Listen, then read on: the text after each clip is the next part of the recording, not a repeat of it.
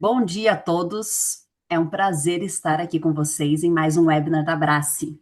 Quero começar agradecendo a presença de todos e especialmente aos nossos palestrantes Murilo Alevato e Bruno Kekkia, do Bichara Advogados, que vem nos acompanhando nessa jornada há muito tempo.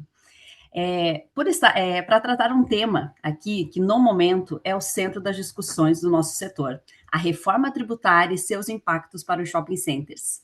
A quantidade de inscritos demonstra o quanto esse tema tem gerado interesse e, principalmente, preocupação e necessidade de orientação prática aos shoppings. A reforma tributária traz mudanças profundas e, para o nosso setor, existem diversos pontos que exigem atenção: locação, condomínio edilício, fundo de promoção, receitas acessórias, documentos fiscais, sistemas e obrigações acessórias, entre tantos outros.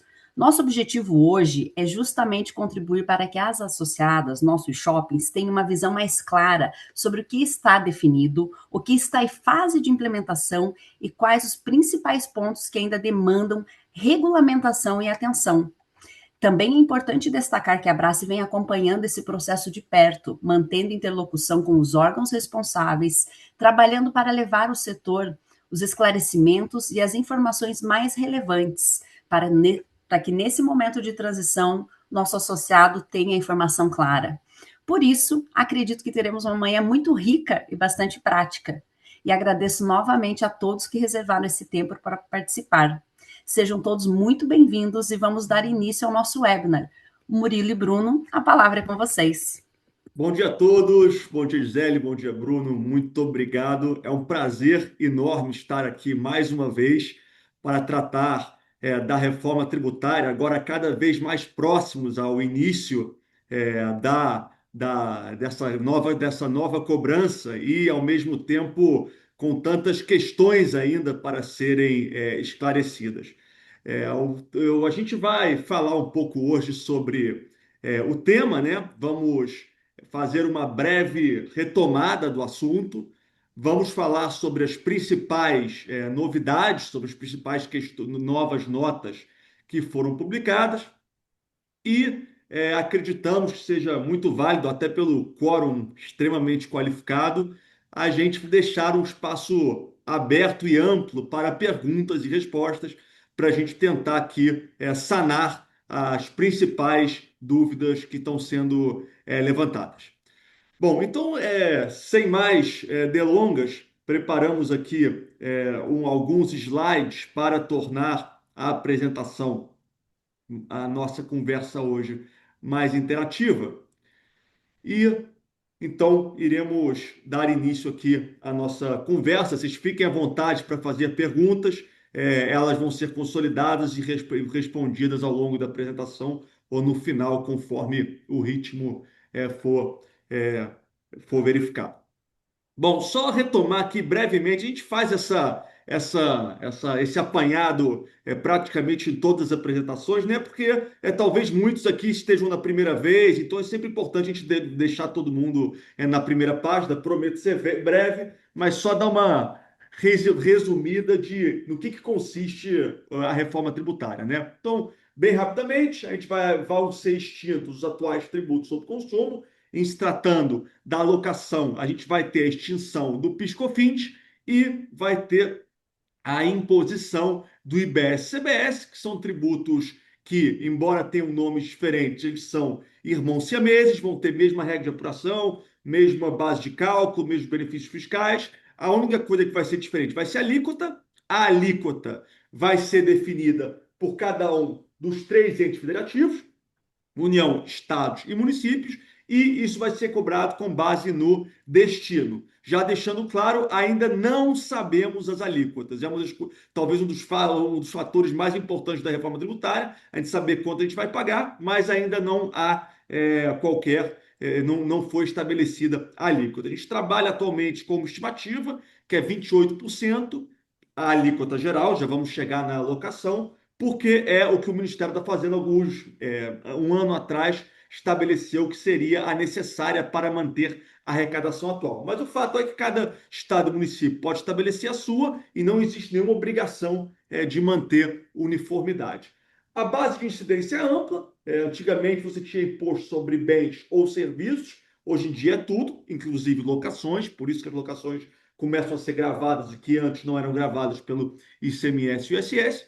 Creditamento é amplo, então todos os bens e serviços, fora muito pequenos, fora bem exceções bem estritas sobre bens de uso e consumo pessoal, todos os bens e serviços vão poder ser creditados, e isso vai ampliar a não cumulatividade sobre o tributo. A tributação é por fora, então você calcula por fora, se apura o preço e por fora você faz o tributo, diferente de como é o PIS/COFINS hoje, né, que o tributo é calculado por dentro, ele incide sobre a própria base e ele é bem mais complexo de apurar. E isso vai facilitar um pouco o mecanismo do reajuste dos contratos, que a gente vai falar um pouco mais à frente. Desonerações das importações, que não é uma coisa que interessa tanto ao setor, e todos os regimes de benefícios fiscais atuais vão ser extintos e eventualmente substituídos pelos novos. Então, é só um cálculo bem rápido aqui sobre no que consiste a não cumulatividade, porque muitas empresas hoje, especialmente quem está no presumido, não está muito acostumado com esse sistema. Ele consiste na possibilidade de creditamento do imposto incidente nas operações anteriores para evitar a tributação em cascata ou o tributo sobre tributo, né? Então vamos supor que a gente tem um shopping center que ele está pagando 50 por um serviço qualquer, e nesse 50, ou por fora desses 50, ele esteja pagando, na verdade, 64. 50 mais 14 de tributo. Então, esses 14 que ele paga de tributo, ele vai representar um crédito que pode ser abatido nas operações de locação que o shopping center faça. Então, se o shopping center tem R$ 200, ele cobra de locação, o imposto dele é 16,8 e ele vai poder abater o que ele já pagou na etapa anterior. Então, nesse momento, teria um desembolso de caixa de 2,8. E assim vai para o lojista. Se o lojista faz uma venda de 300, ele vai pagar 84 de imposto, mas ele vai se creditar do que ele recolheu na locação e em todas as suas outras operações anteriores. E o consumidor final não se acredita de nada, ele morre com imposto, por isso que eles falam que é o contribuinte de fato, né? E ainda falando em locação, a locação ela teve um benefício tributário nessa reforma tributária, que é a redução de 70% da alíquota. Então, se a gente está pensando numa tributação estimada em 28%, o que a locação vai pagar é 8,4%. Então, esse é o valor que a gente está trabalhando e é um valor bastante interessante. Bom, e aí a gente teve, desde da emenda constitucional, né, 123, a gente teve a lei complementar, que regulamentou a emenda constitucional, e também tivemos o regulamento do IBS e da CBS. E esse regulamento, ele exibe alguns detalhes a respeito da arrecadação, mas ele repete muita coisa do que estava na lei complementar. A gente vê muito pouca inovação para o setor. Uma coisa que é importante é que o setor, que o regulamento, a lei complementar já definia quem eram os contribuintes e não contribuintes, e isso é muito importante para o setor, porque ele se utiliza muito desses mecanismos. O condomínio, ou seja, o shopping center sempre vai ser condomínio, ele sempre vai ser contribuinte, né? A atividade econômica do shopping center, a locação, ele sempre vai ser um contribuinte. Além do shopping center, existe a figura do condomínio, e o condomínio ele pode optar por ser contribuinte ou não. Se ele opta por ser contribuinte, ele vai ter que emitir nota fiscal e se ele não for, ele também vai ter que emitir nota fiscal, mas não vai precisar de recolher IBS-CBS, uma obrigação acessória que foi imposta aos condomínios. E além disso, tem as associações comerciais, que em regra não são contribuintes, porque a associação sem fins lucrativos foi definida como não contribuinte do IBS-CBS, e também temos a figura dos consórcios. Os consórcios também têm essa, assim como no caso dos condomínios, podem escolher se eles são contribuintes ou não. E, por fim, temos o Fundo de Investimento Imobiliário. O Fundo de Investimento Imobiliário, que hoje é isento de imposto de renda, cujo que não há necessidade de reter o imposto de renda nas distribuições para pessoa física, que são aqueles fundos que têm mais de 100 cotistas, eles são diluídos, pulverizados e tudo mais, eles também têm essa opção de serem contribuintes ou não. Bom, e aí, Bruno, passando a palavra para você, você poderia conversar um pouco sobre a apuração assistida? Claro, pessoal, bom dia. Novamente, repito aqui as palavras do Murilo, agradecemos o convite. Bom dia, Murilo, bom dia, Gisele, bom dia a todos que estão nos acompanhando. E vou entrar aqui nessa parte um pouco mais operacional, então, da reforma tributária. Aquele slide que o Murilo tinha apresentado, mostrando uma cadeia de consumo, tem uma particularidade muito interessante no aproveitamento dos créditos. O contribuinte que adquire um bem ou um serviço, como o Murilo havia demonstrado, ele tem direito a abater o IBS e o CBS incidente nessa aquisição de bens e serviço do IBS e CBS incidente na sua operação. Então, naquele exemplo que o Murilo deu, quando o shopping center adquire, por exemplo, um serviço de publicidade e depois presta o que a gente vai chamar de serviço de locação, tem o IBS-CBS na locação, mas ele abate o IBS-CBS que ele pagou quando contratou a publicidade. Mas um ponto muito interessante o shopping só vai ter direito a esse crédito se o prestador do serviço de publicidade efetivamente recolher o tributo. Então, naquele exemplo que o Murilo dava, que o serviço custava 50, tinha mais 14 de imposto, você paga 64, se o prestador do serviço de comunicação não recebe os 64 e recolhe 14 para o comitê gestor, para a Receita Federal, o shopping fica sem o tributo. Isso aqui é uma coisa que todo mundo sempre criticou muito na reforma, porque está tornando todo mundo fiscal do seu fornecedor. Você tem que cobrar do seu fornecedor que ele recolhe o seu tributo para que você tenha direito ao crédito. E uma coisa que a reforma criou para auxiliar nesse acompanhamento de créditos é a tal da apuração assistida. A apuração assistida ela vai ser um espaço virtual no qual as empresas vão poder consultar os seus créditos e os seus débitos e como é que está a situação de cada um deles. Então, emitir um documento fiscal que ainda não foi pago, vai aparecer a promessa do governo que essa apuração assistida vai ser atualizada em tempo real e quando você fizer o login com o seu CNPJ, você vai poder ver, opa, emitir a nota fiscal X, ela está aqui como ainda não paga, como ainda um crédito, o débito devido. Por outro lado, comprei o serviço de comunicação, também teve a nota fiscal. Ele está aqui como já recolhido ou não recolhido. Então, você vai poder utilizar essa apuração assistida para cobrar do seu fornecedor o cumprimento das obrigações tributárias, tá? Então, isso vai ser um sistema obrigatório de controle dos seus créditos e débitos, e daí também o regulamento ele traz alguns detalhes sobre a criação das notas de crédito e notas de débito, que vão ser documentos auxiliares aos documentos fiscais, as notas fiscais de serviços, notas fiscais de bens, para fazer ajustes de crédito e débito. Então, por exemplo, você comprou um bem, o bem chegou, vocês não gostaram, querem devolver o bem.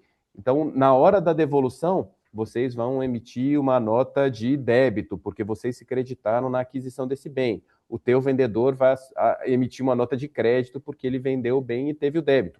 Então, vieram esses dois novos instrumentos acessórios que já vão sendo testados agora pelos contribuintes, que servem para fazer ajustes na apuração do IBS e CBS. Daí vale para pagamento antecipado, multa, juros, perdas de estoque, devolução, que é o exemplo mais claro que eu dei, além de outras situações pontuais previstas em lei. Acho que pode passar mais um, Murilo. Opa, passando aqui.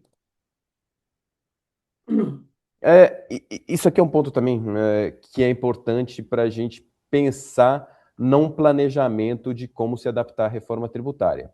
O ano de 2026 é um ano de teste. Por enquanto, os novos tributos, o IBS, CBS, não estão valendo propriamente e financeiramente. Não há uma cobrança desses novos tributos. O que ocorre é um destaque de um valor exemplificativo na nota fiscal. Na verdade, a emenda constitucional ela estipulou que nesse ano IBS e CBS vão ser cobrados numa alíquota figurativa de 1%. Essa alíquota não corresponde a um aumento. Numa venda de 100, não vai ter R$1 a mais de IBS e CBS. Você só vai ter essa informação na nota fiscal e é um meio de os contribuintes começarem a se adaptar à emissão dos documentos fiscais com esses novos tributos. Para ano que vem, a gente começar a transição federal, ou seja, acho que está compartilhando outra coisa aí por certo. Ou seja, ano que vem a gente vai ter a transição federal. Acaba o PIS/COFINS para entrar a CBS, e isso ocorre da noite para o dia. Então, 31 de dezembro de 2026, você tem um último fato gerador ali de PIS/COFINS. A partir de 1º de janeiro, a gente já vai ter a CBS nessa alíquota que ainda não é conhecida. A gente tem outras mudanças pontuais em impostos que não pegam tanto shopping center, mas vai começar a ser cobrado o imposto seletivo, se aprovarem a lei do imposto seletivo. O IPI vai ser zerado para o que não é produzido na Zona Franca de Manaus, mas basicamente o que a gente tem que saber do nosso lado na virada desse ano para o próximo ano, a gente tem a mudança federal dos impostos. Em 2029, a gente tem a mudança estadual/municipal. O ICMS e o ISS começam a ser reduzidos a uma proporção de 10%, enquanto o IBS, numa alíquota que a gente ainda não sabe também, vai começar a ser cobrado numa proporção de 10%. Então, em muitas reuniões que a gente tem com o shopping center, o pessoal do shopping fala, mas isso aí não me interessa porque hoje, na minha locação, eu não pago nem o ICMS nem o IBS. Mas interessa sim porque com a reforma, o shopping center passa a ser contribuinte desse novo tributo que é o IBS. Ainda que hoje a gente não pague por operações com bens ou serviços na locação de bens imóveis, vocês começam a ser contribuintes do IBS. Então, a partir de 29, vamos fingir, por exemplo, que o Senado vai estipular que a carga do IBS é 20%. A partir dos 29, vai começar a ser cobrado 2% na operação de bens imóveis. Depois, como o Murilo disse, não vai ser 2% porque você ainda tem uma redução de 70%. Então, vai ser 0,6% no primeiro ano. Depois sobe mais um pouquinho para 1,2%, depois para 1,8%. Então, você vai ter durante 4 anos esse crescimento de 10%. E em 2033, acaba de uma vez o ICMS, acaba de uma vez o ISS, e o IBS começa a ser cobrado na alíquota cheia. Ou seja, em 2033, vocês já vão estar pagando CBS total e o IBS total. Pode passar mais um, Murilo, por favor.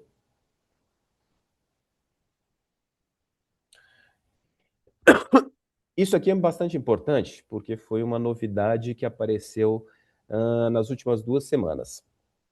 Como a gente falou, né? 2026 era para ser um ano teste.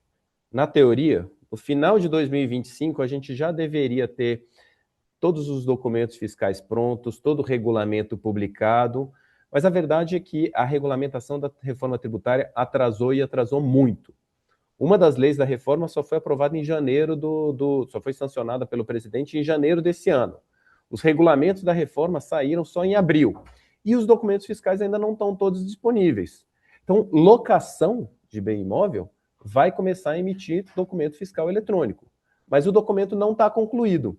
E foi um desespero nosso até algumas poucas semanas, porque havia uma previsão de que a partir de agosto todo mundo tivesse que emitir o documento fiscal, mas o documento fiscal não estava pronto no sistema. Então, no último dia do mês passado, foi editado um cronograma de emissão dos documentos fiscais. Então, normalmente, operações com bens que já estão acostumadas a emitir o novo documento fiscal desde o começo do ano, tiveram a manutenção dessas datas de vigência. Então, desde o dia 3, eles precisam emitir o documento fiscal com o destaque do IBS e o CBS. Se não fizerem isso, o documento fiscal trava no sistema. Só que, como vocês podem ver na primeira parte da tabela, até a metade, a gente tem normalmente operações com bens. Então, nota fiscal de energia, conhecimento de transporte, esses documentos já estão valendo. Quando a gente pega no nosso universo aqui de operações com bens imóveis, a obrigatoriedade de emissão dos documentos fiscais, com o destaque do IBS e CBS, foi adiada até 1º de dezembro. Então, na última linha ali da primeira parte da planilha, a gente tem a data da nota fiscal eletrônica de alienação de bens, em negrito. No lado seguinte, da segunda linha, a nota fiscal de alienação de bens imóveis, também para operações com bens imóveis. E ali no meio da tabela, a nota fiscal para cobrança de taxa, valores condominiais, condomínio, e a nota fiscal de locação de bens, todos eles com data prevista para 1º/12, tá bom? Então, assim, conseguimos um adiamento, mas um adiamento muito mais por conta da incapacidade do governo em disponibilizar o documento fiscal a tempo. Ou seja, é um motivo assim de um pouco de relaxamento do setor, no sentido de que a gente não precisa emitir nota fiscal agora, mas eu diria que vocês já têm que se preocupar com isso e começar a treinar os sistemas de vocês também para ter algo mais ou menos pronto para a emissão da nota fiscal em dezembro, tá? Murilo, acho que pode passar mais um slide. E o que já existe em relação o documento fiscal que vai ser utilizado para as operações de locação de bem imóvel é a nota técnica número 9. Saiu há uns 2 meses atrás, se eu não me engano, e que ela já identifica quais vão ser os campos disponíveis nessas operações. E um ponto importante que a gente achou e que gosta de citar nas operações com bens imóveis e como é que vai ser esse documento fiscal, é esse último negrito aí da planilha, que é o grupo de informações relativas a valores de ajustes da base de cálculo. Então, basicamente, o que esse documento está insinuando? É que na emissão do documento fiscal da alocação, você vai poder incluir outros valores. Se você olhar ali nesse campo, ele menciona itens que vão estar na nota fiscal, mas que não vão compor a base de cálculo da operação de bem imóvel. Então, tributos que incluídos no valor do aluguel, o IPTU, por exemplo, emolumentos, condomínio. Então, aparentemente, e aqui é um pleito que a Abrace sempre fez, é que a gente consiga emitir um documento fiscal único que contemple todas essas cobranças que normalmente vêm atreladas ao aluguel. Então, a gente não vai precisar chegar no lojista e dar um documento fiscal para a locação, um documento fiscal para o condomínio, um documento fiscal para o IPTU, porque seria caótico também o próprio lojista ter que pagar 5 documentos por mês.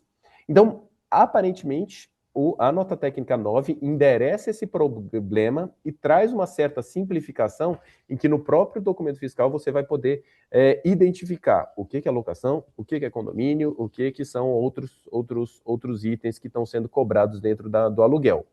De novo, ainda não conseguimos testar esse novo modelo de nota fiscal, mas pelo menos o que está sendo trazido pela nota 9 é um alento em relação a essa simplificação da operação. Acho que pode trazer mais um, Murilo. E aqui o que todo mundo pergunta, né? Quando é que vai sair a tal da alíquota? Realmente vai ser 8% a alocação, 8,4%? A alíquota total vai ser 28%? E aqui só quis trazer para vocês um cronograma do que está sendo esperado. Até 14 de setembro, ou seja, ainda no mês que vem, a União vai enviar ao Tribunal de Contas uma metodologia de cálculos para a CBS. Depois, no final de outubro, o TCU vai enviar para o Senado um parecer sobre o valor da alíquota do tributo federal. E até meados de dezembro, o Senado deve aprovar essa alíquota. Se o Senado não aprova até dia 22 de dezembro, a gente fica aproveitando a alíquota determinada pelo TCU até que haja uma manifestação do Senado. Então, assim, novamente, os atrasos do governo, do Poder Legislativo na regulamentação dessa reforma, pode ser que até o final, quase de dezembro, a gente ainda não tenha certeza sobre a alíquota. E depois o IBS é um pouquinho mais rápido, mas a gente só vai ter essa discussão lá em 2028. Murilo, quer falar um pouquinho dos bens imóveis? Claro. Então, em relação, falar aqui sobre algumas questões que vêm sendo levantadas em relação à atividade. Uma delas é o condomínio, né? O condomínio, como a gente falou, ele pode ser considerado contribuinte ou não. Se ele for contribuinte, ele consegue repassar o crédito relativo ao IBS, CBS, que incide sobre suas aquisições para o lojista e o lojista se acredita.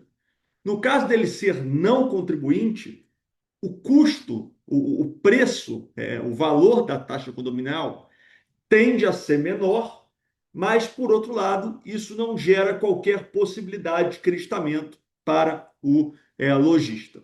Então, o entendimento aqui no caso dos lojistas poderem se creditar, ou seja, estarem no lucro real, estarem no lucro presumido, estarem no simples e optarem por ser contribuintes do BSCBS, porque quem está no simples pode escolher estar no regime ou não, provavelmente vão optar por ser contribuintes. Por quê? Para o lojista é bem melhor. Vamos pensar aqui numa operação que a gente tem luz 28, segurança 56, o que foi pago, e a folha de salário do condomínio é 50. Se o condomínio ele não é contribuinte, o lojista, no nosso exemplo, pagaria 434, sem poder se creditar de nada. No caso dele ser contribuinte, o valor total da cota condominial seria 448, porque você teria o IBS-CBS sobre a folha que não teria na outra situação. Por outro lado, em que pese o valor total ser maior, o lojista tem 98 de crédito.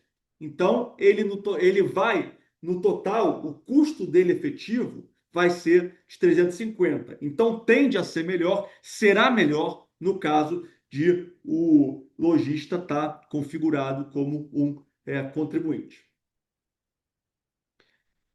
Outra coisa que vem gerando também muita discussão e é um problema muito, eu percebo isso como um problema muito complicado para o setor do shopping center, porque ele se utiliza muito dessa situação, né, que é do condomínio pro indivíduo. Por exemplo, o shopping center ele é detido por 5 investidores diferentes ou mais, né? E todos eles são contribuintes do BSCBS.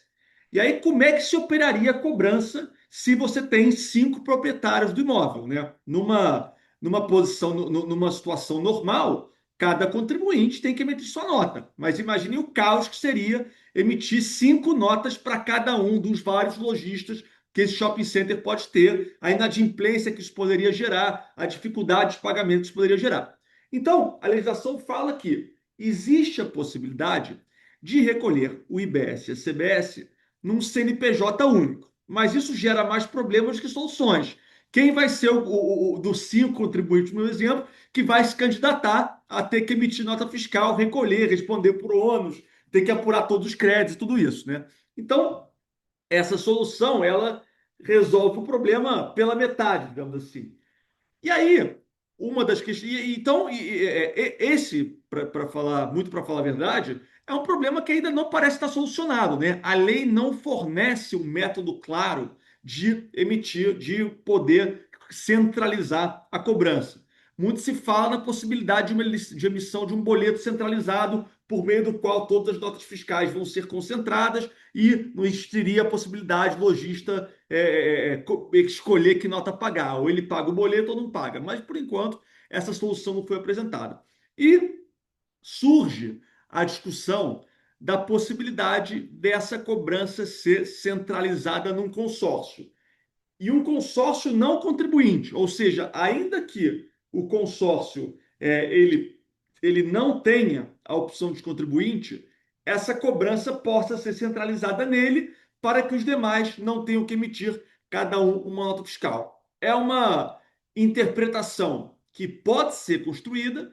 O problema é que não nos parece que a legislação está 100% clara nesse ponto. É um ponto que ainda merece ser esclarecido e é um ponto que isso tem que ser, seria muito importante que isso fosse resolvido antes da entrada em vigor da cobrança do IBS-CBS, que vai ser em janeiro do ano que vem. E outro aspecto polêmico que a gente vem discutindo é a do split payment, né? Que isso ainda não há regra para quando vai entrar em vigor, mas em algum momento o imposto será retido pelo meio do pagamento. Ou seja, quando o lojista pagar a nota fiscal, Bruno, pagar a nota fiscal de locação do condomínio, esse valor, o próprio banco, o agente responsável pela liquidação da operação, vai reter o imposto do IBS-CBS, de modo que o próprio shopping center não vai ver não vai precisar de fazer esse recolhimento e o próprio meio de pagamento vai apurar o montante de créditos que o shopping center tem e depositar a diferença. Então, isso é um método que está para ser resolvido e vai ser provavelmente a legislação deve entrar no próximo lá por meio de 2027, então não é uma coisa tão urgente.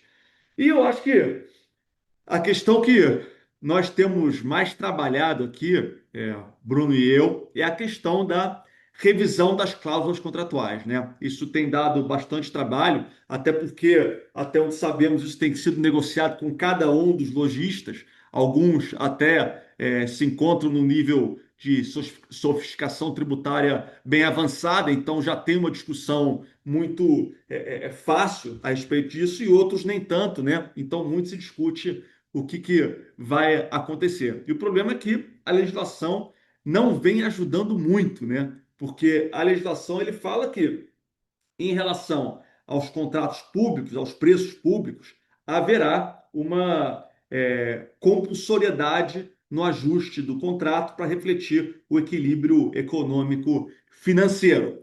No ambiente privado, isso não ocorre.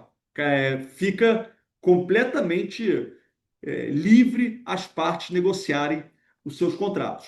E o que a gente vem entendendo é que o tributo ele é por fora do preço, né? Então ele não faz parte do preço. Ele deve ser repassado para o lojista, para o consumidor, porque isso para o lojista contribuinte é neutro para fins fiscais.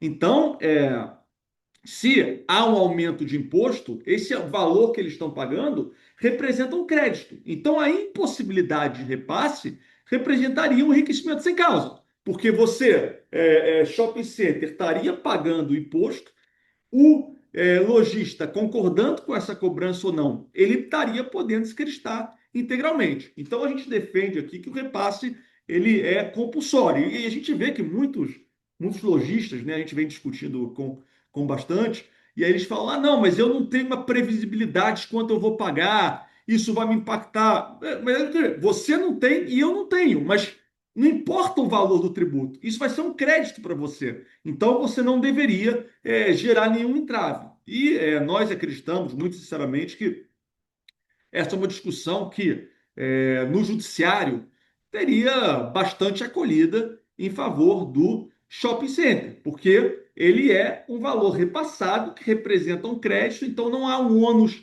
financeiro para o lojista, não haveria por que ele estar contra isso, e a lei, o texto da lei deixa muito claro que, diferentemente do que ocorre hoje, o tributo não faz parte do preço, nem da locação, nem do produto, de nada. É tanto assim que, nas regras contábeis, o tributo não vai sequer transitar pelo resultado dos contribuintes. Então, isso é uma coisa muito simples. E aí tem muita gente, alguns lojistas falam: ah, mas eu estou no simples.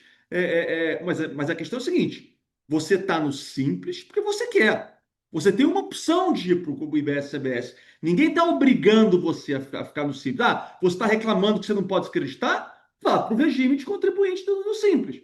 E assim, é muito provável, em se tratando de lojistas que praticam o comércio de bens, eles vão ter que ir para o IBS-CBS.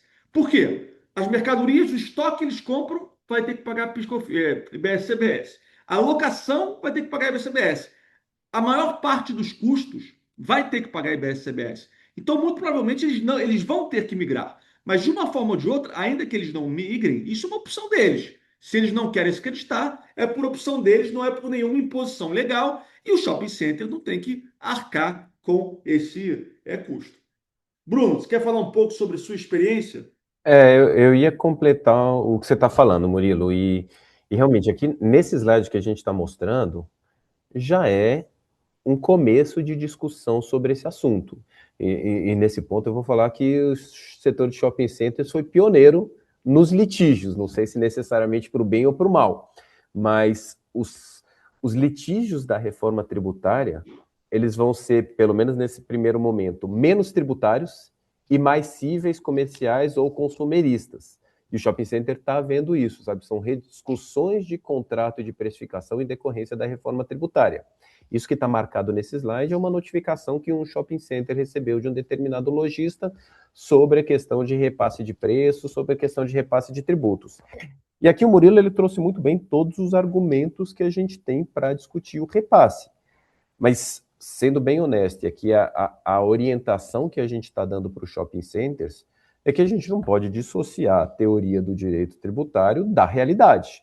Eu acho que no final das contas, cada shopping, talvez quase que individualmente, vai ter que sentar e analisar qual que é a melhor opção comercial para vocês. Vocês podem ter estratégias diferentes de precificação para clientes, para lojistas que estejam no lucro real e para lojistas que estejam no simples. Eu acho que cada shopping tem que analisar o seu pool de lojistas também, o seu faturamento, para pensar, eu vou repassar o tributo integral, eu vou reduzir os atuais tributos, eu vou fazer um mix, eu vou reprecificar, eu vou sentar com o lojista e procurar a melhor solução. Então, assim, a gente está trazendo alguns argumentos jurídicos, mas no final do dia, eu acho que essa decisão sobre o repasse ou não, ela talvez seja muito mais comercial e estratégica do que jurídica. É claro, alguns shopping centers vão falar, não, eu vou repassar e se o lojista quiser discutir judicialmente, a gente vai discutir e vai para a briga. Vai ter outro shopping center que vai entender, não, eu prefiro não fazer isso, eu prefiro manter aqui a boa relação e vamos reduzir talvez um pouquinho do preço. De novo, é uma discussão estratégica de cada shopping vai ter o seu perfil, cada shopping vai ter o seu tipo de lojista. Mas esse estudo é essencial e o que a gente tem destacado é que essa discussão ela precisa se dar o quanto antes, porque a gente já está falando de uma mudança de tributo, de uma alíquota que ninguém conhece, para daqui a 4, 5 meses. Sendo que alguns shoppings já estão recebendo intimações para ações renovatórias. Então, é muito importante os shoppings sentarem, decidirem qual que vai ser a política, eventualmente comunicarem lojistas individualmente, coletivamente ou não, daí cada shopping tem que analisar realmente a sua situação, e tentar fazer isso quanto antes para evitar os conflitos a partir de janeiro, tá? Eu acho que nos próximos slides, né, Murilo, a gente faz algumas... Eu acho que só tem um ponto que eu esqueci de falar, que também está ligado aos próximos slides, mas só dar um spoiler aqui, né? Porque quando a gente fala que a gente vai acrescentar o IBS-CBS, e até está aqui na discussão, eu acho que esse ponto é importante até discutir aqui antes de responder, antes de não deixar esperar passar. Tá bom. Mas o que que eu faço com os tributos que eu recolho hoje, né? O PIS/COFINS. E o Bruno vai falar aqui brevemente, vai falar, não brevemente, mas vai falar sobre como é que funciona, quais são as consequências. Mas assim, como a gente estava falando, a legislação fala que isso está a cargo da iniciativa privada. Você não tem nenhuma obrigação legal de tirar o PIS/COFINS. Você pode falar, eu vou te cobrar o PIS/COFINS, porque o PIS/COFINS hoje faz parte do preço, então é o preço mais o IBS-CBS, e vou te cobrar o IBS-CBS. Você pode. E é uma questão de negociação. Agora, eu acho que a gente for iniciar vamos supor que o lojista fala, eu não concordo. E aí, vocês vão para o litígio. É um pouco mais fraco você defender o reequilíbrio econômico financeiro do contrato se você não está tirando piscofins, porque isso vai ser, você está aumentando sua margem. De novo, eu acho que é negociação. Você pode fazer, você pode falar, eu não recolho piscofins, eu estou litigando, enfim, isso não cabe a você decidir. Mas é claro que a situação fica um pouco mais enfraquecida. Da maior parte dos contratos que eu estou de alguns clientes que eu estou renegociando, a gente está retirando o PIS/COFINS. Então, é o que eu tenho visto mais acontecer, mas é uma questão negocial. Desculpa, Bruno. Não, imagina, eu acho que é isso mesmo e é negocial total. Eu vou repetir, vocês podem ter estratégias diferentes para lojistas diferentes. Pode ser porque para um lojista que esteja no lucro presumido, vocês têm uma estratégia, quem está no lucro real, vocês têm outra, e quem está no simples, vocês têm outra, tá? Aqui tem uma questão muito particular da reforma, que e a gente brigou muito durante a regulamentação da reforma tributária para que houvesse uma regra clara sobre a transição. Como é que eu vou fazer com meus contratos pré-reforma nesse período pós-reforma, já que os contratos não previam isso? E o governo não queria fazer, topou colocar essa disposição, mas quando veio a regulamentação, ele falou, tá bom, só vou tratar de reequilíbrio para contrato público. Para contrato privado, eles lavaram a mão e disseram, aí é autonomia de vontade entre as partes, vocês que se decidam, o governo não vai interferir na opção comercial dos contratos entre as partes sobre como vai se dar o reequilíbrio. Por isso que volta esse ponto que a gente está falando, que é a discricionariedade de vocês sentarem na mesa e negociarem como é que vai ser a revisão de contratos. E é muito importante também vocês lembrarem de uma coisa, a renegociação dos contratos está dos dois lados. É tanto vocês na relação com os lojistas, quanto vocês na relação com os seus fornecedores. Porque os teus fornecedores vão entrar na mesma situação de será que eu repasso, será que eu não repasso? Shopping Center também às vezes se acredita de PIS/COFINS, às vezes não se acredita. Vocês não se acreditam de ICMS nem de ISS, então isso por si só já vai ser um ganho no futuro, né? Quando esses novos tributos acabarem e vocês se acreditarem do IBS, mas vocês têm que olhar também para o outro lado, tá? Então, deixa eu dar uma bem simplificada aqui, alguns exercícios para a gente pensar nesse repasse ou não dos tributos. Como é que funciona hoje um shopping center? Shopping center hoje vai ser tributado numa operação de locação pelo PIS/COFINS a 3,65 se tiver no presumido, a 9,25 se tiver no lucro real. Então, se vocês alugam a 100 hoje para um lojista, o impacto dessa operação depende do regime que o lojista está. Se o lojista está no lucro real, ele se acredita 9,25 dessa operação. Então, ele tem um custo efetivo nessa operação de 90,75. Porque dos R$100 que ele pagou, 9,25 vão ser crédito. Agora, quem não está no lucro real, o lojista que não está no lucro real, o custo dele na locação é R$100. Por outro lado, para o shopping center, quando ele aluga a 100, ele está ganhando 96,35 se ele está no presumido, ou 90,75 se ele está no lucro real. Então depende, o resultado do shopping center e do lojista dependem do seu regime. Agora, Murilo, daí passa para o próximo slide. Vamos ver como é que fica no futuro, ano que vem. A gente está falando do IBS-CBS a 28, na locação 8,4. Vamos fingir que a gente já está em 2033 para esse exercício aqui, tá? Que a gente já tem o IBS e a CBS completa. Se você mantém o seu preço hoje a R$100 e você só calcula o IBS e CBS em cima disso, você está falando que a operação inteira de locação passa a custar R$ 108,40. Isso, se você fizer essa estratégia, você tem um resultado líquido do shopping melhor. O shopping está ganhando R$100, diferente do que ele estava ganhando ou 96 ou 90 no slide anterior, quando ele tinha que recolher o PIS/COFINS. Então, se você só repassa o valor do tributo, você está tendo um ganho para o shopping center.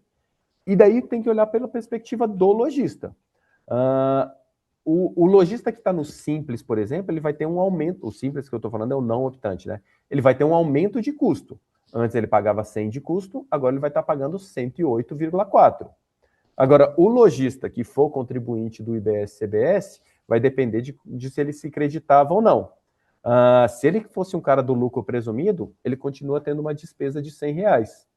Ou seja, ele vai pagar 108, mas vai se creditar dos 8.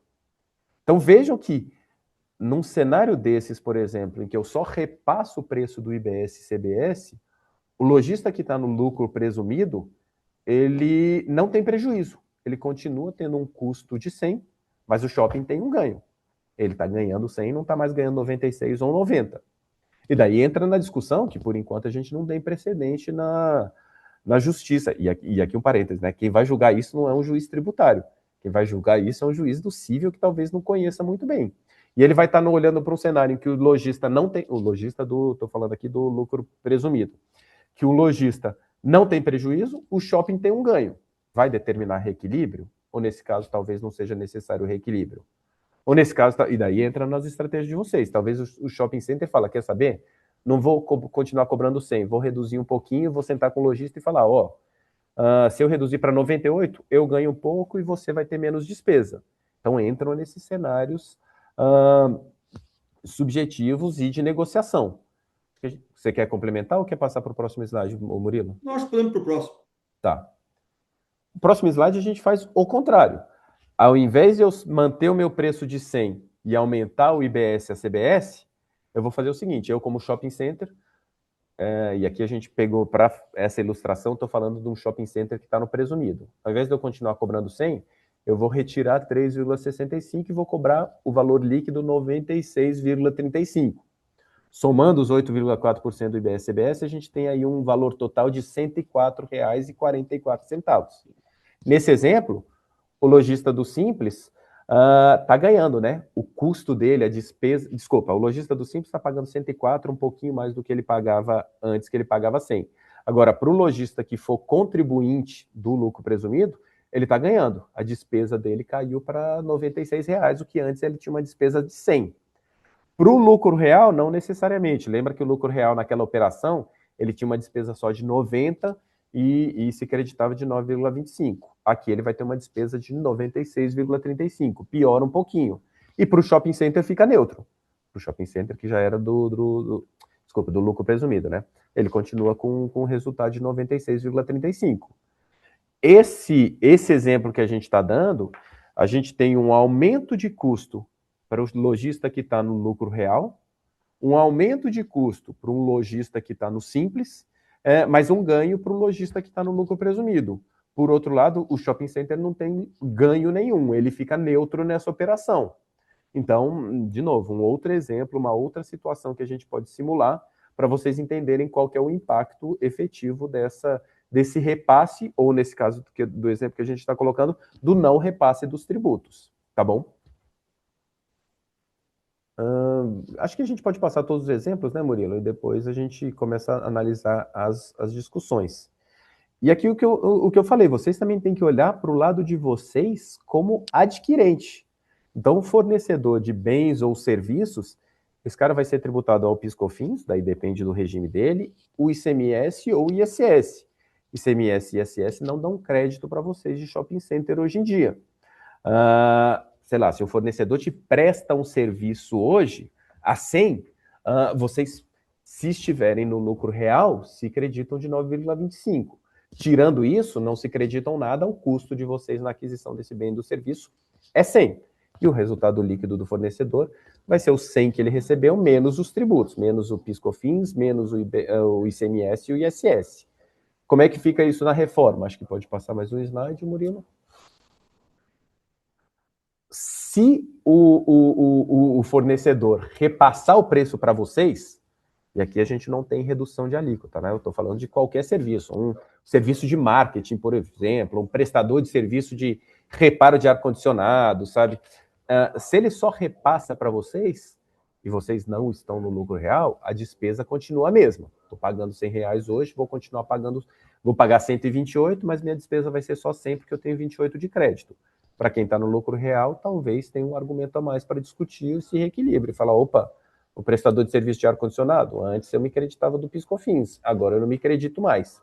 Então, assim, o shopping que está no lucro presumido, nessa situação de repasse do fornecedor, tem a mesma despesa, já que hoje ele paga 100 e não se acredita de PIS/COFINS. Para o shopping do lucro real, há um aumento de custo. E nesse exemplo que eu estou te dando, o teu fornecedor está ganhando. Antes, o resultado dele era 100 menos tributo. Em 2033, o resultado dele, como ele recebe 128, é 100, porque os 28 são o tributo que ele vai recolher. Pode passar mais uma aí, Murilo, por favor?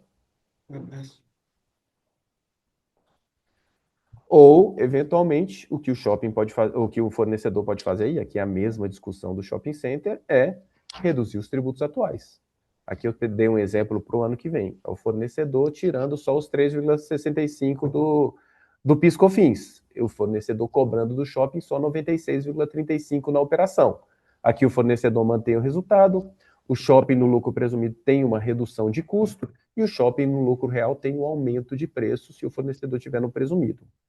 Então, de novo, gente, são simulações muito simplistas, mas é só para vocês terem uma ideia geral de como essa discussão do repasse de preços, ela pega para vocês, tanto como fornecedores de locação, como adquirentes de outro bem e serviço, e que a estratégia vai depender muito do regime em que você está, e do regime que o teu fornecedor, o teu lojista está também. Lucro real, lucro presumido ou simples, tem que ser fatores a serem considerados nesse cálculo, nessa estratégia de precificação. Te devolvo a palavra aí, Murilo.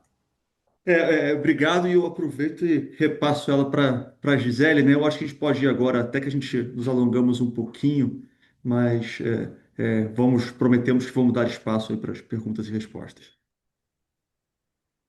Bruno e Murilo, obrigada. A gente está vendo aqui, a gente está com 500 participantes online, 503 sendo muito exata. Tem muitas perguntas. Até um pouquinho antes de começar o webinar, a gente combinou aqui entre nós, Bruno e Murilo, que a gente vai responder a todas, como a gente fez no último webinar. Se não for aqui agora no nosso ao vivo, a gente vai fazer um compilado e solta esse perguntas e respostas. E agora online, aproveitar esse tempinho dos nossos palestrantes, a gente selecionou algumas aqui, são muitas. Então, eu vou fazer a pergunta, aí o Bruno ou o Murilo vê quem quer responder essa. Eu pergunto, vocês veem entre vocês quem quer responder. Acho que uma que se repetiu muito foi sobre o condomínio, né? O condomínio que não for contribuinte, ele deve emitir a nota fiscal?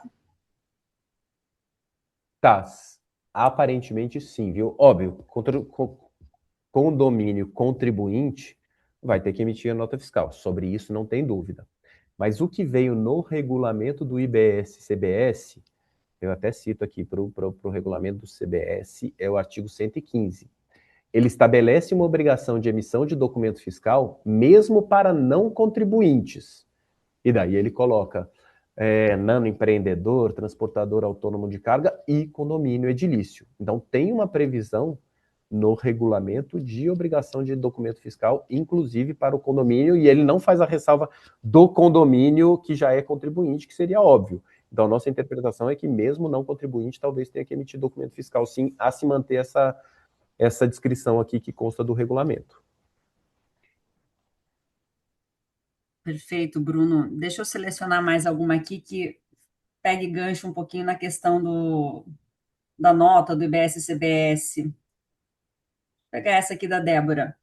Considerando que IBS e ICBS serão devidos a partir da ocorrência do fato gerador, independentemente do efetivo recebimento da contraprestação pelo shopping, Como será tratada a inadimplência do lojista nos casos em que o shopping emitir faturamento da locação, mas o lojista não efetuar o pagamento do boleto? O IBS-CBS deverá ser recolhido normalmente pelo shopping, gerando um custo financeiro sobre os valores ainda não recebidos? Eu vou responder essa pergunta, até porque foi uma conquista do setor e eu fiquei muito feliz quando a gente conseguiu isso, né, Gisele?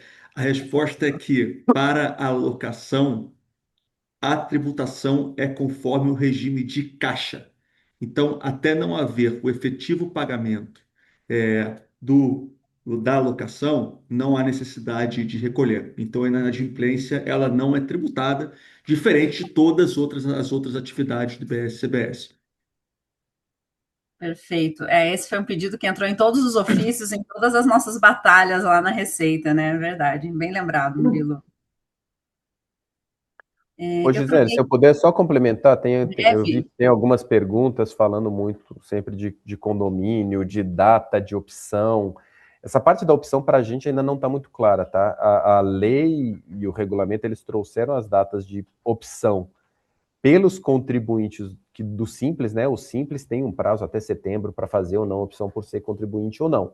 Para condomínio, isso não, pelo menos até onde a gente tinha ido, ainda não estava limitado, e o condomínio poderia fazer livremente, talvez, a opção por ser ou não contribuinte do IBS-CBS, tá? Então, por enquanto, até onde a gente analisou, não vi nenhuma restrição a esse prazo de opção do contribuinte do condomínio para exercer a opção por ser ou não contribuinte. Perfeito. Vou pegar aqui. Gisele, eu vou pegar só mais uma dúvida Pode aqui. pegar, me ajuda a pegar É, nesse excelente raciocínio, porque eu estou tentando selecionar para encaixar no tema que a gente está falando. Por favor, Bruno, me é porque ajuda nessa surgiu uma aqui que a gente já discutiu bastante. Se cessão de espaço para propaganda é locação. colocação. É alocação de espaço, mas a gente acha talvez arriscado colocar como uma alocação de bem imóvel, porque quando a gente está falando de cessão de espaço de propaganda, existe uma prestação de serviço atrelada. Tem muita gente querendo discutir realmente se esse cessão de espaço publicitário vai se enquadrar ou não no regime de bens imóveis, mas a gente vê aqui com alguma cautela adotar isso. Por enquanto, claro, não tem nada muito expresso negando ou admitindo essa possibilidade, mas quando a gente está falando de espaço publicitário, a gente não está falando de um imóvel propriamente dito. Lembra que todas as operações de imóvel elas vão ter que ser embasadas naquele CIB, que é o Cadastro Imobiliário Brasileiro. Acho difícil a gente ter CIB para todo o espaço de propaganda, por exemplo. Então é um tema bem sensível aqui. Esse ainda vai gerar muita discussão. A gente discutiu recentemente sobre o CIB. Nem todos os municípios onde há shoppings têm CIB, ainda não se sabe. Imagina você ter toda a planta do shopping mapeada. É bem difícil, porque hoje esse espaço eu loco, amanhã eu posso resolver não locar mais. Então, eu acho que tem muita conversa futura ainda sobre essa questão, né, Bruno? E ao mesmo tempo, para apimentar um pouco a discussão, assim, concordando e deixando claro tudo que o Bruno falou, a gente não está sendo terminativo, tá? A gente está dizendo que não dá, estamos dizendo que é um pouco mais arriscado, tem que avaliar a situação específica. Então, mas não é uma situação que é 100% sim, garantida. Já que falou em apimentar, Murilo, eu tenho recebido aqui no chat, acho que vocês têm acompanhado, sobre o CTO. Como a gente vai fazer a emissão, esse desmembramento para a nota fiscal? Alguém quer dar uma palhinha sobre o CTO, que é o custo total da operação, que muitos shoppings, por vezes, têm aquela alocação, você tem no contrato, você faz um custo total, você não tem ali desmembrado o que é aluguel, o que é fundo, o que é o CRD, o coeficiente do rateio de despesas. A gente já tem alguma palhinha para falar de CTO ou é prematuro a gente discutir Não, não, agora? eu acho que a gente tem uma palhinha, provavelmente não seja a resposta que todo mundo queira, e a resposta ainda não está 100% completa, mas assim, vai ter que desmembrar. Isso não, tá bastante claro, está na nota fiscal, na nota 9 que o Bruno divulgou, que tem, já está já tá escrito que vai ter que você tem a operação principal e as acessórias. há possibilidade de você cobrar na mesma nota fiscal, pelo visto, porque você tem esses campos. Agora, você não pode cobrar tudo com a mesma coisa, até porque estão sujeitos a alíquotas diferentes, né? A locação propriamente dita é 70%, a administração é 50%, e todos os outros são 100%. Então, sobre pena de desvirtuamento, você não pode. Isso é uma prática que vai ter que ser alterada em certa medida. E assim, esse é até uma consequência da reforma tributária, né? Diversas práticas que hoje existem são disseminadas naturais, e infelizmente a gente vai ter que conviver. A questão da nota de débito, a gente emite nota de débito para tudo, né? Não vai poder emitir tanta nota de débito, talvez nenhuma. Então, tem coisas que a gente vai ter que adequar. Essa, infelizmente, é uma delas. E lembrando, aquilo que a gente mostrou na nota 9, a nota 9 ainda não é uma nota final, podem sofrer novas alterações do documento de operação imobiliária, mas além daqueles campos expressamente citados de dedução do tributo da locação, dedução de emolumentos, dedução de condomínio, você tem um campo de outros. Então, esse mostra que ainda há outras componentes da operação de aluguel que podem ser deduzidos do IBS-CBS do regime específico de bens imóveis e que ainda não estão claros na nota técnica, tá? Perfeito, Bruno, obrigada.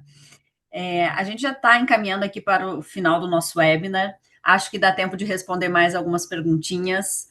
Vou deixar aqui os nossos palestrantes à vontade. Querem selecionar cada um mais uma para a gente fazer a nossa saideira? Bruno, se você tiver alguma selecionada, eu vou começar. Bom, vou olhar um aqui, então, começar aqui. Entendemos que o condomínio deve emitir nota fiscal, mas será para todas as receitas a, a cobrança do valor referente ao rateio de despesas em carros condominiais deve emitir nota fiscal? Entendemos que sim, tá? Os encargos, o rateio de despesas, até pode existir, mas não, não a nível de condomínio, né? A nível de condomínio, essas são despesas condominiais que elas vão ter que, apesar de ser emitidas para todas rateadas, elas vão estar sujeitas à emissão de nota fiscal se nota fiscal sempre, cobrança de IBS e CBS, se eles tiverem optado por ser contribuinte, mas sempre deve ser emitido nota fiscal e sim cobrança do IBS e CBS. E aí outra que eu vi relacionada à nota fiscal, eu pensei que fosse essa pergunta, mas vamos lembrar, é a questão das associações, né? Que eu tinha falado que associações sempre devem emitir nota fiscal, e quando eu falei que sempre devem emitir nota fiscal, é em relação às contribuições associativas, tá? Claro que o que não for contribuição associativa, se ela for prestar um serviço propriamente dito para algum outro ente ou até para um próprio condômino, o próprio lojista vai ter que ter nota fiscal, mas a contribuição associativa, ela está sujeita à não tributação do IBS e da CBS. E muitas pessoas perguntam, né? Ah, mas o shopping center ele tem propósito de lucro, né? Ele tem intuito de lucro, não tem? Então deveria estar emitindo nota fiscal porque é uma atividade lucrativa. Pode até ser, mas a associação ela não está tendo lucro, ela pode estar tendo um excesso de receita, mas ela não distribui dividendos, ela não apura lucros. Então é justamente por isso que a contribuição ela não está sujeita ao IBS e à CBS. Deixa eu ver se tem alguma outra aqui. Competência já respondemos.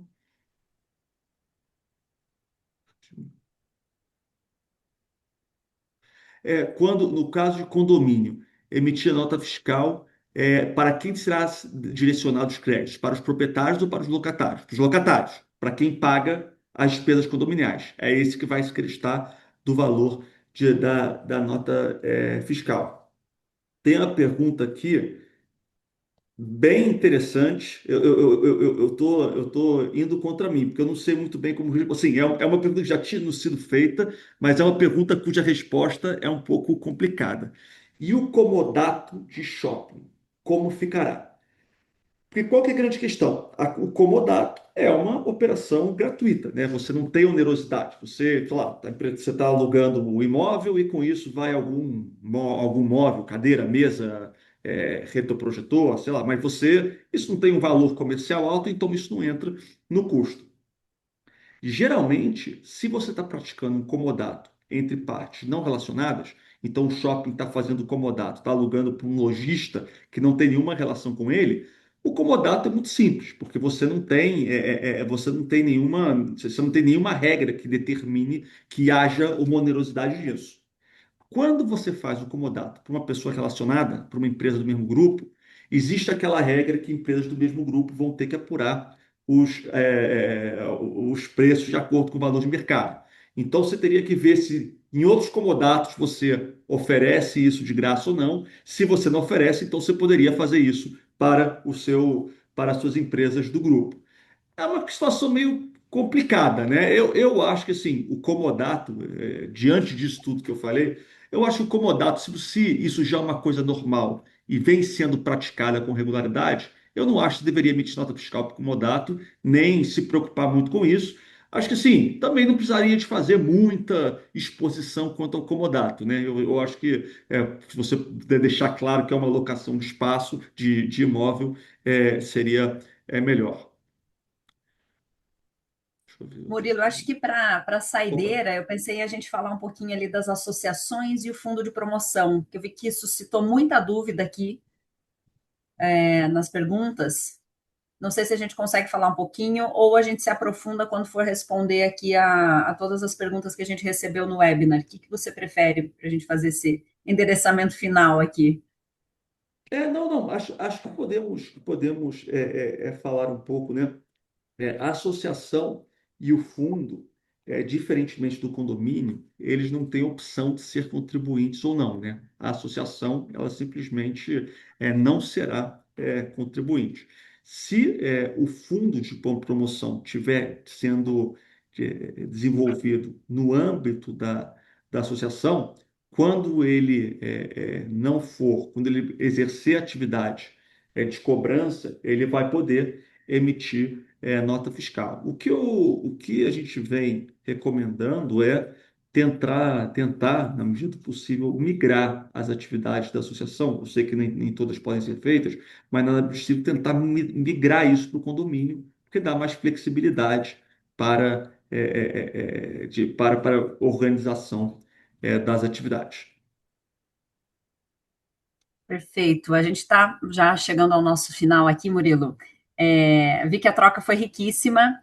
Quero falar aqui para todos os nossos participantes que não será o último webinar, né? A gente ainda vai desenvolver mais alguns ao longo desse ano, inclusive trazendo alguma empresa de implementação de software para a gente tentar entender essa adaptação operacional, sempre aí com o apoio do time do Bichara.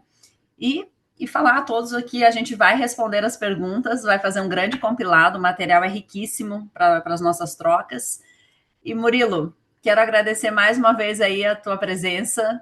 Fica à vontade para suas palavras finais aqui com nossos ouvintes, aqui, nossos participantes. E mais uma vez agradeço nesse belo dia 11 de agosto, dia do advogado, né? Já comecei amanhã com esse presente para todo mundo aqui.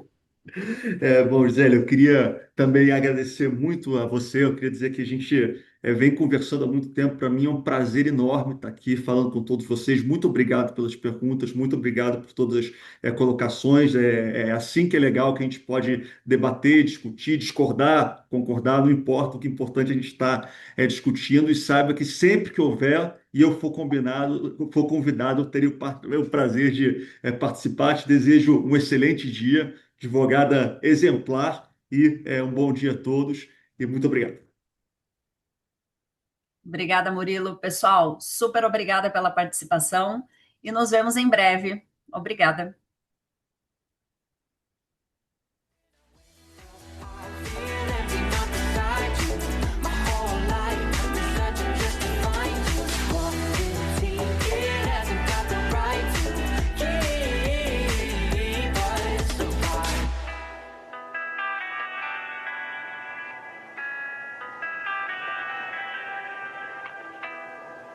Tudo certinho?